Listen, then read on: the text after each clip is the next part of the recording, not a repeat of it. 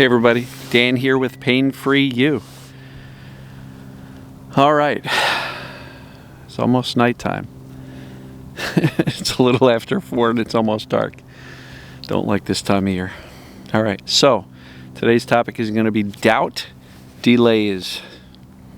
So I'll get to that in a minute. Like my little fancy haircut, super short. My head is cold. It's pretty cold out. So let's take a couple of fresh breaths. Breathe in the peace and the calm. Exhale the fear, the frenzy, if you will.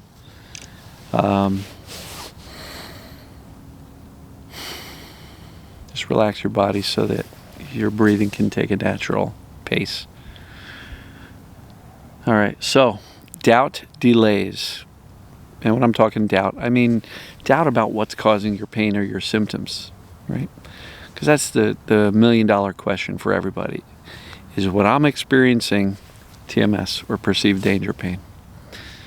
I get that question probably a dozen times a week between the Facebook comments, the YouTube comments, emails that I get. Inevitably, a lot of the emails are like these really long, here's my whole story, is this TMS? And inevitably, the answer is usually, have you done the assessments yet?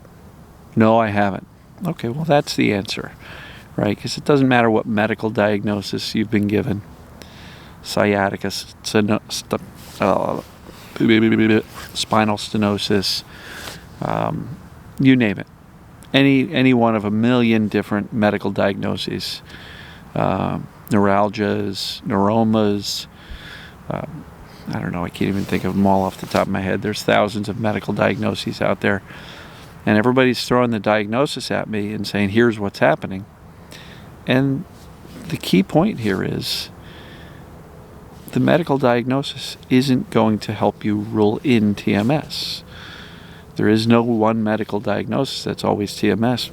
Maybe fibromyalgia, because that's not a real disease that's provable by any scientific test. It's a label given to somebody who's got a whole bunch of symptoms. So, do the assessments. If you've got any amount of doubt, do the assessments. If you've done it and you're still doubting it, do them again. Answer the questions. They are at painfreeyou.com/start. Right? If you don't find it there, just go to painfreeyou.com, click on the Getting Help or Get Help menu at the top, and then look at the Getting Started page. That's where the assessments are. There's a FIT assessment created by Dr. Schubner and his associates, and there's also the pain test.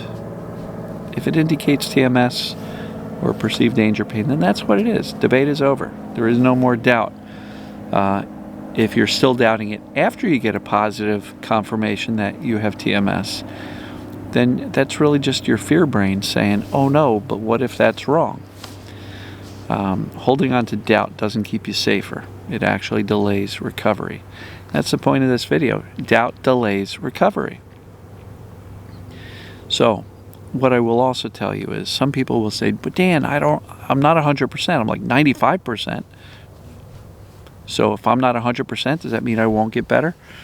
No, it doesn't. And I'll say 100% certainty does not exist in the vast, vast majority of people. Now, I can say that if I got, twinge of back pain or something coming up, I've got 100% certainty, right? Because I've been doing this stuff long enough. But for most people, there's a little twinge of doubt in there. And so if you've got a little bit of doubt and a lot of certainty, hang on to the certainty. The ratio matters. And if you get those little niggling doubt voices coming along, but what if, maybe I should do this, maybe I should get one more test or one more MRI or research something, that's when you go, been there, done that. We're not going to entertain those doubts, right? See, a little bit of a doubt isn't a problem as long as you're not focusing on that little bit of a doubt all day long. In that case, it will delay recovery. But if you have a little bit of doubt, and every time that little voice comes along and goes, psst, hey, what if? You go, shh, we've been there, done that. We're not doing that again. A little bit of doubt's not going to delay recovery. But if you focus on the doubt and worry that the doctors have missed something, or you've missed something, or maybe these TMS assessments are not accurate, well, they are.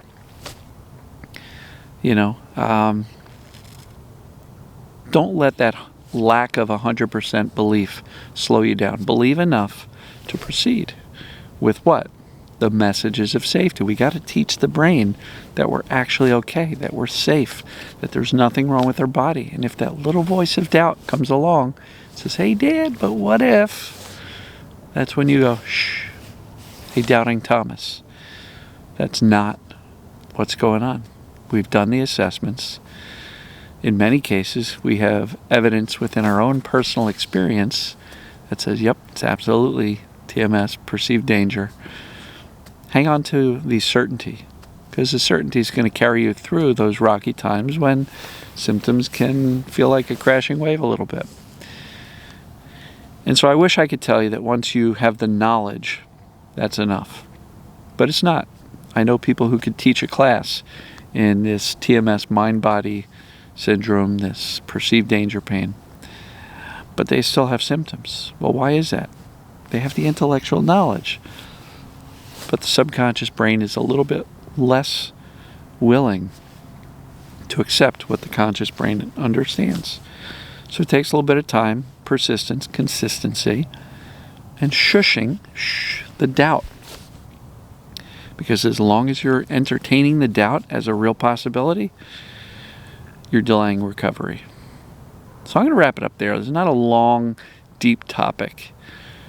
Shush the doubt. Encourage the confidence and the belief and the clarity and the consistent messages of safety. Shush the doubt. You will get better. If you're entertaining the doubt and constantly brewing and stewing on that all the time, that's why you may not be seeing much progress. So, hope that makes sense. My hands are getting cold. I got to start wearing gloves again soon. Crazy how cold it's getting. Anyway, hope everybody's doing well. Love you, and I will see you tomorrow.